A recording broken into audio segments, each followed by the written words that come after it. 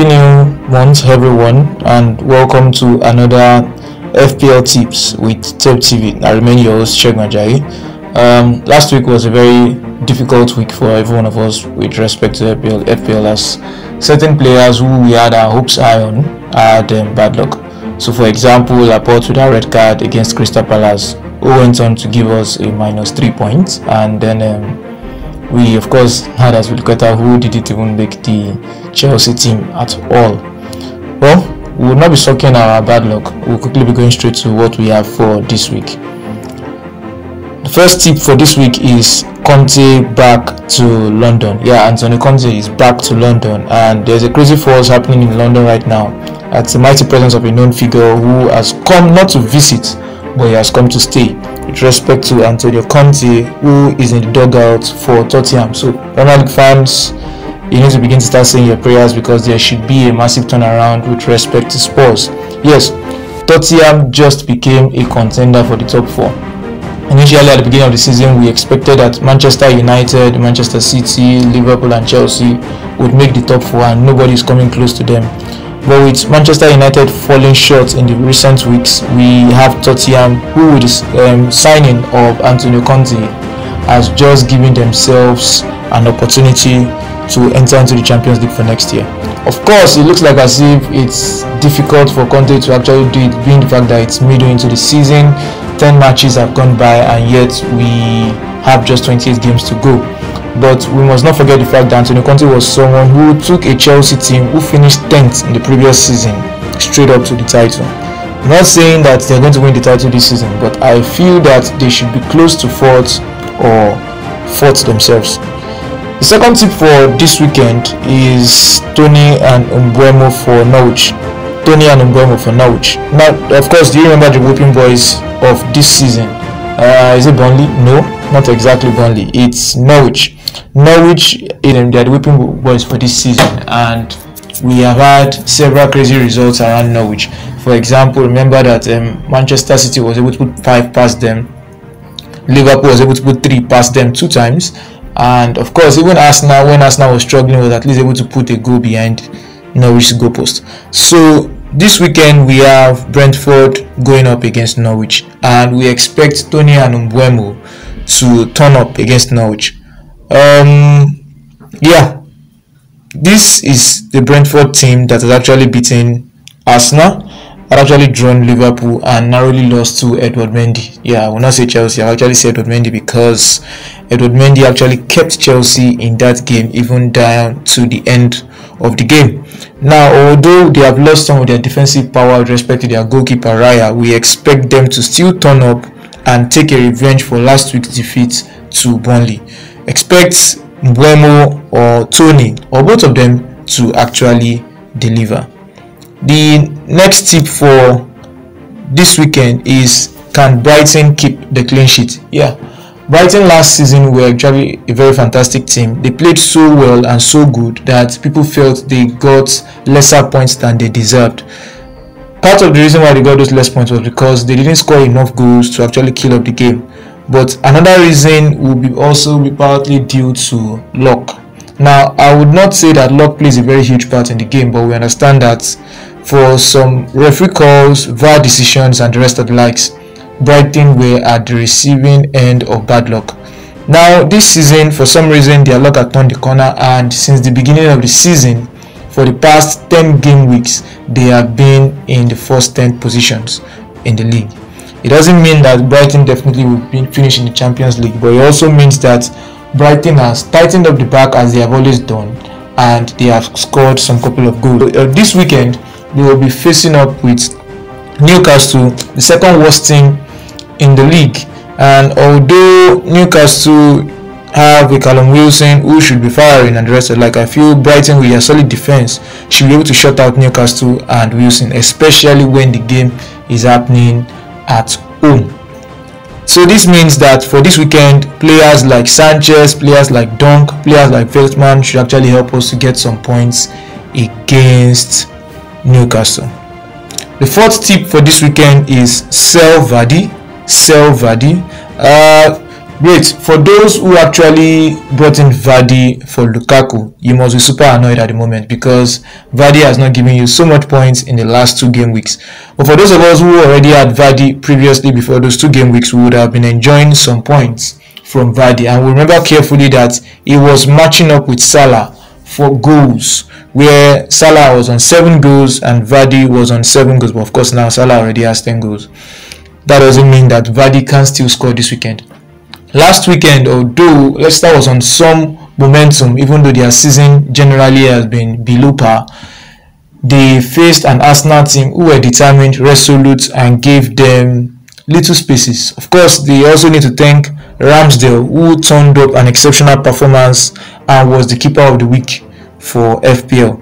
This weekend, I feel Leicester should turn the corner, come back with revenge, and Vardy should be part of the goals. So I would advise you to please keep Vardy for 1 more week and you should expect some returns.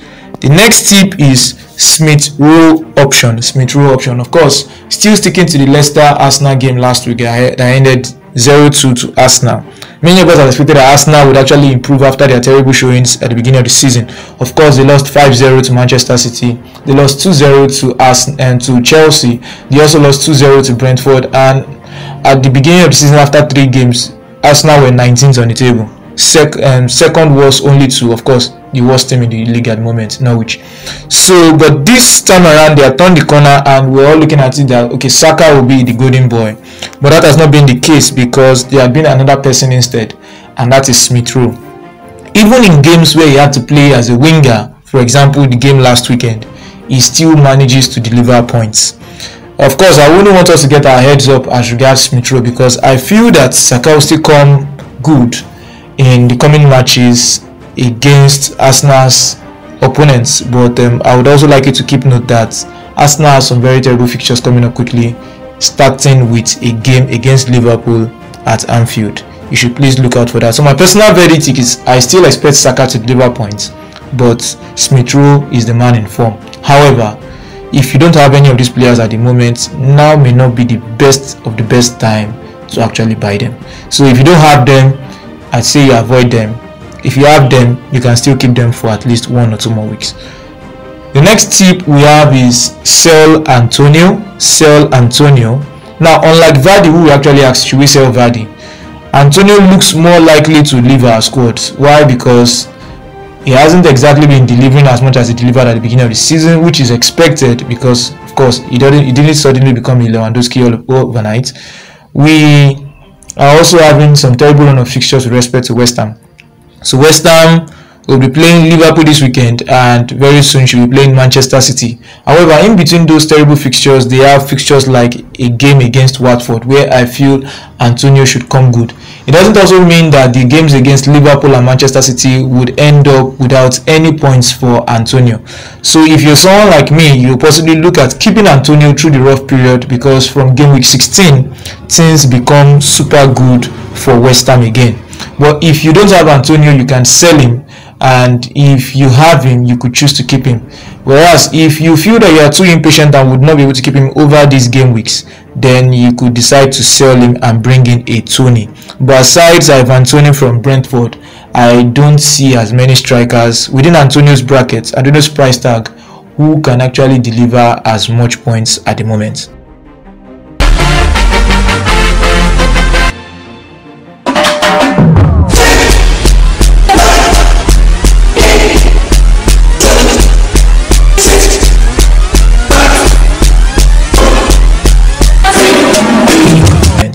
And then we'll go to the final tip for the weekend, which is our predicted team of the week. Of course, last week's predicted team was a very terrible flop, simply because everything just went bad last week.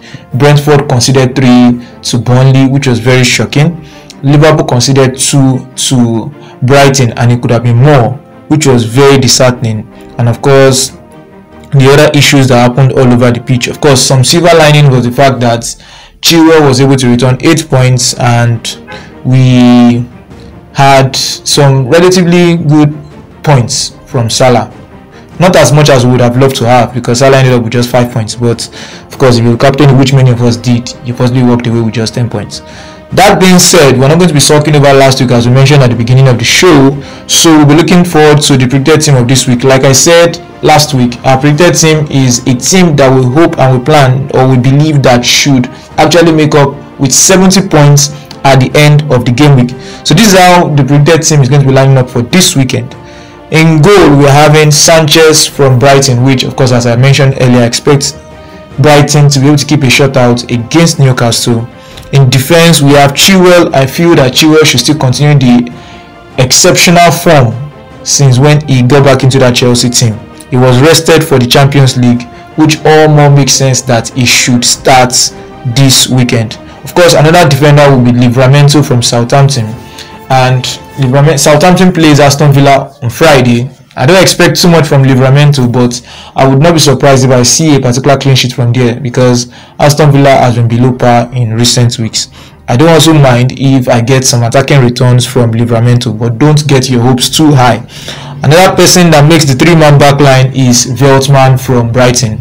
Like I kept double Brighton defense, Sanchez, the goalkeeper, and Veltman because I strongly feel that Brighton should be able to shut out Newcastle. In midfield, I have the man in fire. He didn't deliver last week, but that was not because he didn't deliver. It was simply because he scored a goal that was ruled out for offside. Person of Mo Salah. I also have the guy in form from Arsenal, Smith-Rowe. Then Tielemans. Of course, I already mentioned that I expect that Newcastle should have Leicester City should have a bounce back this weekend, and they should deliver some exceptional points. Mbeumo will be facing Norwich, the worst team in the league at the moment, and I feel that it should be a good game for Brentford. I won't say a walk in the park, but it should be a good game for Brentford. I expect to see some clean sheets as well, so get a 1 point clean sheet as well as maybe a goal or an assist. In the attacking line, I'm expecting just three persons. I expect Vardy to turn up after the terrible weeks he has had the past 2 weeks. I expect that I should finally put the ball in the back of the net, whether it's a penalty or not a penalty. But as you would have seen through the course of this season, penalties have been hard to come by. The next attacker is Toney from Brentford. Like I said, Brentford plays Norwich. Everybody targets any team who is playing Norwich. Even Leeds United, who were playing so badly.